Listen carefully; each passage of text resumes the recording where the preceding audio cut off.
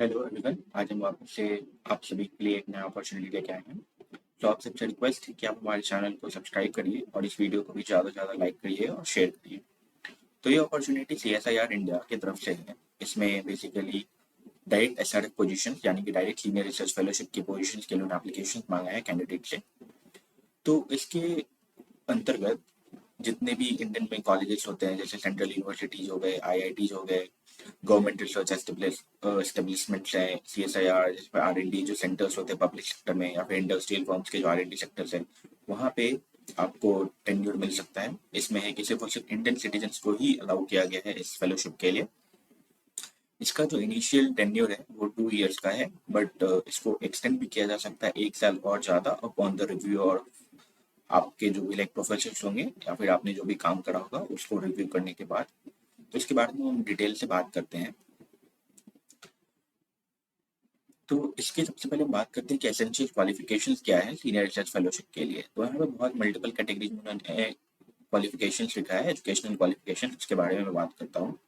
तो सबसे पहला है कि अगर आपने MSc कर रखा है या BTech कर रखा है और आपके 55% मार्क्स हैं और आपका एक SCI जनरल यानी साइंस साइंटेशन इंडेक्स जनरल में अगर आपका एक पब्लिकेशन है और आपने कम से कम 2 इयर्स ऑफ रिसर्च एक्सपीरियंस है आपका, यानी कि आपने जो डिग्री किया था उसके बाद अगर आपके पास 2 साल का रिसर्च एक्सपीरियंस है और आपके पास एक पब्लिकेशन है SCI जनरल में, तो आप इसमें अप्लाई कर सकते हो। दूसरा है कि अगर आपने MTech कर रखा है या फिर आपने इक्विवेलेंट डिग्री इंजीनियरिंग या टेक्नोलॉजी में ले रखा है विद 60% मार्क्स, तो भी आप अप्लाई कर सकते हो। अगर आपने बैचलर्स ऑफ इंजीनियरिंग या बैचलर्स ऑफ टेक्नोलॉजी कर रखा है विद 60% मार्क्स और आपके पास 2 साल का रिसर्च एक्सपीरियंस है, तो भी आप इसमें अप्लाई कर सकते हो। चौथा है कि अगर आपने MBBS कर रखा है या डेंटल कर रखा है, बैचलर्स ऑफ डेंटल, तो भी आप अप्लाई कर सकते हो, but with minimum 1 year internship. Fifth one is that if you have B pharma या फिर BSc एग्रीकल्चर, उसमें आपको 55% मार्क्स है और आपके पास एक पब्लिकेशन है SCI जनरल में, और आपने अगर minimum 3 years of research experience है आपके पास before the last date of application, तो आप इसमें अप्लाई कर सकते हो। और सिक्स वन इज के अगर पास आपने मास्टर्स कर रखा है फार्मेसी में, अगर आप MSc एग्रीकल्चर कर रखा है, अगर आप वही मिनिमम 55% मार्क्स से एक पब्लिकेशन आपके पास SCI जनरल में और आपके पास at least 1 year of research experience है before the last date of application, तो आप इसके लिए अप्लाई कर सकते हो। और आपके पास जो भी डॉक्यूमेंट्स होंगे जो आपके रिसर्च को सपोर्ट करते हो, आपके पास जो भी टीचिंग एक्सपीरियंस है, तो आप उसको ऑनलाइन सबमिशन करना होगा। उन्होंने एक चीज मेंशन किया है कि जो टीचिंग एक्सपीरियंस होना चाहिए वो आपके अंडर ग्रेजुएट लेवल पे नहीं होना चाहिए। इट मीन्स कि अगर आपने TADB करी होगी अपने बैचलर्स के टाइम के दौरान, तो वो आप इसमें अप्लाई नहीं कर सकते हो।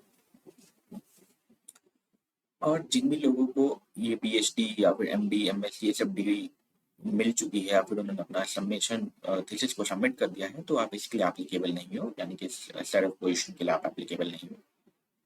अब हम बात करते हैं कि कैंडिडेट्स के बारे में, एम्प्लॉयड कैंडिडेट्स के बारे में। तो ये एक फुल टाइम बेसिस पे है, इनकी रिसर्च जॉब है, बेसिकली PhD है kind of, but full time basis पे। तो इसके दौरान आपको आप कोई साइड लाइक जॉब नहीं कर सकते हो।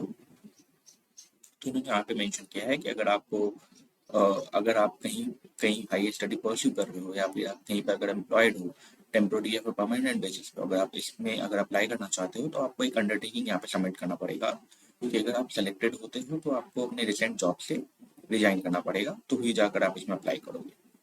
अगर आपने अंडरटेकिंग सबमिट नहीं किया तो आपका एप्लीकेशन रिजेक्टेड हो जाएगा। अब हम बात करते हैं स्टाइपेंड के बारे में। तो स्टाइपेंड जो है 42,000 पर मंथ है, जो कि एक नॉर्मली SRF पोजीशन के लिए होता है, और आपको एक कंटिजेंट ग्रांट भी मिलता है मैक्सिमम 20,000 पर एनम का। SRF जो है इनिशियली 2 इयर्स का है depending upon the fellowship tenure already award, और इसको एक्सटेंड किया जा सकता है 1 साल और बढ़ाया जा सकता है upon the assessment of the progress. जो भी आपने रिसर्च वर्क कर हो, आपने जितना प्रोग्रेस किया उसके बेसिस पे। और हम बात करते हैं और भी यहाँ पे इन्फॉर्मेशन है, आप उसको अच्छे से पढ़ सकते हो, यहाँ पे गो थ्रू कर सकते हो। यहाँ पे हिंदी और इंग्लिश दोनों में आप यहाँ पे इन्फॉर्मेशन लिखे हुए हैं। हम बात करते हैं और जो भी दूसरे कंडीशन है उनके बारे में। तो इसमें एज लिमिट जो है 32 इयर्स है लास्ट डेट ऑफ एप्लीकेशन से पहले, और बाकी जो भी गवर्नमेंट रूल्स एंड रेगुलेशन के तहत जो भी लाइक रिलैक्सेशन मिलते हैं वो यहाँ पे मेंशन है, वो बाकी कैंडिडेट्स को मिलेगा। अब हम बात करते हैं सिलेक्शन प्रोसीजर का। तो सिलेक्शन जो होगा वो भी कम्प्लीटली थ्रू इंटरव्यूज, यानी कि जो भी आप एप्लीकेशन फिल करोगे, आपने जो भी इन्फॉर्मेशन वहाँ पे एप्लीकेशन पोर्टल पे भरा होगा उसके बेसिस पे शॉर्टलिस्ट किया जाएगा, फिर आपको इंटरव्यू के लिए बुलाया जाएगा और इंटरव्यू में आपके परफॉर्मेंस के बेसिस पे आपको इसके लिए सेलेक्ट किया जाएगा। और बाकी इन्फॉर्मेशन यहाँ पे अवेलेबल है जिसको आप पढ़ लेना, ये इंपॉर्टेंट था। अब हम बात करते हैं कि यहाँ पर एक अपेंडिक्स दिया गया है इस पीडीएफ के एंड पेजेस पे, जहाँ पे कि सब्जेक्ट कोड लिखे हुए हैं, जहाँ पे अलग अलग सब्जेक्ट कोड लिखे हैं, उसमें आपको अप्लाई करना पड़ेगा। तो उसमें से ही एक सब्जेक्ट कोड है एनवायरमेंटल साइंसेज ENVI-RON32।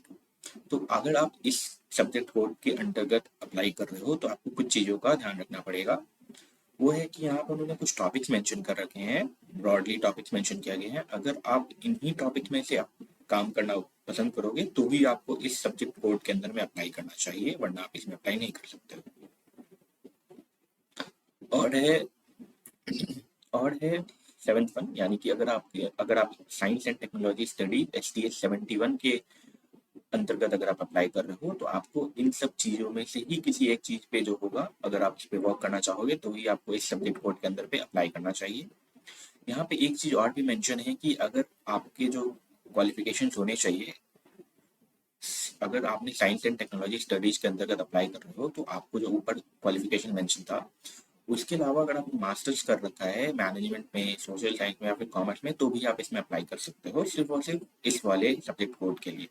बाकी सब्जेक्ट कोड के लिए आपको ऊपर जो मेंशन क्वालिफिकेशन है उसके अकॉर्डिंग आपको करना पड़ेगा। अगर आप ट्रांस डिसिप्लिनरी के अंदर कर रहे हो, TDR 81 के अंदर अप्लाई कर रहे हो, तो आपको लाइक इंटर डिसिप्लिनरी एरियाज में बेसिकली काम करना पड़ेगा, जहाँ पे एक से ज़्यादा लाइक डिसिप्लिन आपस में वहाँ पे एक से ज़्यादा आपको डिसिप्लिन का इस्तेमाल करना पड़ सकता है। तो आप उसको अच्छे से गो थ्रू कर लो। और यहाँ पे जितने भी सब्जेक्ट कोड मेंशन है, आप लाइक मेक श्योर करो कि आपका जो भी पास्ट एजुकेशन है या फिर आपने जो भी पास्ट रिसर्च एक्सपीरियंस ले रखा है, अगर आपको उसमें मैच करता है तो आप उस सब्जेक्ट कोड के अंदर अप्लाई कर सकते हो। कुछ इंपॉर्टेंट इंस्ट्रक्शन है यहाँ पे कैंडिडेट्स के लिए। सबसे पहला है कि आप किसी एक ही सब्जेक्ट कोड में अप्लाई कर सकते हो। सब्जेक्ट कोड उन्होंने सबसे लास्ट में अटैच किया पीडीएफ के अपेंडिक्स 1 करके जो पेजेस है वहाँ पे इस चीज का मेंशन किया गया है।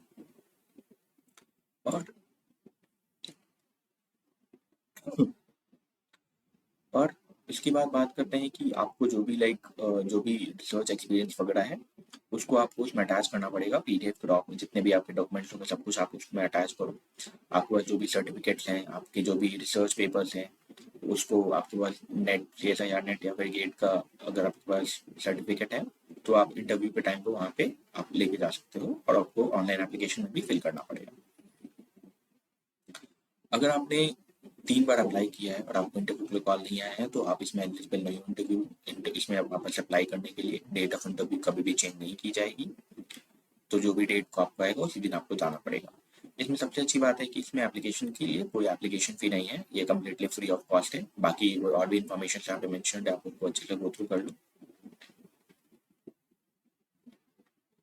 अब है कि हाँ, इसमें है कि आप सिर्फ ऑनलाइन ही एप्लीकेशन फिल कर सकते हो। अगर आपको और भी कुछ इन्फॉर्मेशन चाहिए तो फ्रिक्वेंटली आस्क्ड क्वेश्चन का एक सेक्शन होता है एप्लीकेशन पोर्टल पे, वहाँ पे जाके आप देख सकते हो। लोग अपने अपने कॉमन डाउट्स पोस्ट करते हैं, तो आपके अगर कुछ कॉमन डाउट्स होंगे तो आपको वहाँ पे मिल जाएंगे। मेक श्योर करना कि आप हमेशा करेक्ट या फिर वर्किंग ईमेल आईडी दो, क्योंकि जितने भी कम्युनिकेशन होगा CSIR की तरफ से वो भी सिर्फ और सिर्फ ईमेल के थ्रू ही किया जाएगा। अगर आप इनकरेक्ट ईमेल डालते हो तो फिर प्रॉब्लम हो जाएगा।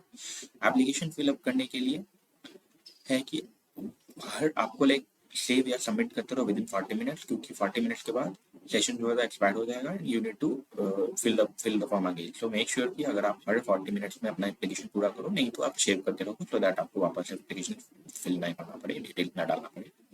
यहाँ पे उन्होंने मेंशन किया है लिस्ट ऑफ द डॉक्यूमेंट जो कि यहाँ पे चाहिए होगा, like photo, signature, age proof, date of birth certificate, that जो बेसिकली 10th क्लास सर्टिफिकेट। फिर आपको एक कंबाइंड डॉक्यूमेंट में अपनी qualifying degree, grade 2 percentage marks certificate अगर कोई है, अगर आपने PhD कर रखा है तो उसको एक कंबाइंड PDF में करके डालना पड़ेगा। उसके बाद से अगर आपको अंडरटेकिंग सबमिट कर रहे हो तो भी आपको इसका एक कंबाइंड डॉक्यूमेंट बनाना पड़ेगा। और है कि ये सबसे इंपॉर्टेंट है, अपने 3 बेस्ट रिसर्च पेपर का जो फर्स्ट पेज है उसको आप एक सिंगल PDF में करके अपलोड करना। उन्होंने एक चीज मेंशन किया है यहाँ पे, लाइक फोटो सिग्नेचर्स के कितने होने चाहिए, साइज वगैरह, उनका डायमेंशन क्या होना चाहिए मेंशन है। सबसे इंपॉर्टेंट यहाँ पे वैलिड फाइल नेम का है कि अगर आप जो भी फाइल नेम रखोगे अपने PDF का, मेक श्योर करना कि उसके बीच में कोई स्पेस ना आए। सिर्फ और सिर्फ यहाँ पे alpha numeric characters basically means alphabet और नंबर्स अलाउड है ओनली विथ हाइफन और अंडरस्कोर। तो आपको इंश्योर करना कि आपके फाइल नेम में कोई भी स्पेस ना होना चाहिए। अगर आपको और भी कोई प्रॉब्लम है तो आप इस ईमेल आईडी पे कांटेक्ट कर सकते हो, उन्होंने यहाँ पे ईमेल आईडी मेंशन कर रखा है। ये अपेंडिक्स यहाँ पे गिवन है जहाँ पे बहुत सारे अलग अलग सब्जेक्ट मेंशन है और यहाँ पे सब्जेक्ट कोड मेंशन है, आप उसको अच्छे से गो थ्रू कर लो और मेक श्योर करो कि आप करेक्ट सब्जेक्ट कोड के अंतर्गत ही आप अप्लाई कर रहे हो। तो आपसे रिक्वेस्ट है कि आप इस वीडियो को ज़्यादा से ज़्यादा लाइक करो, शेयर करो और हमारे चैनल को भी सब्सक्राइब करो और मेक श्योर करो कि आप और भी लोगों तक ये पहुँचे।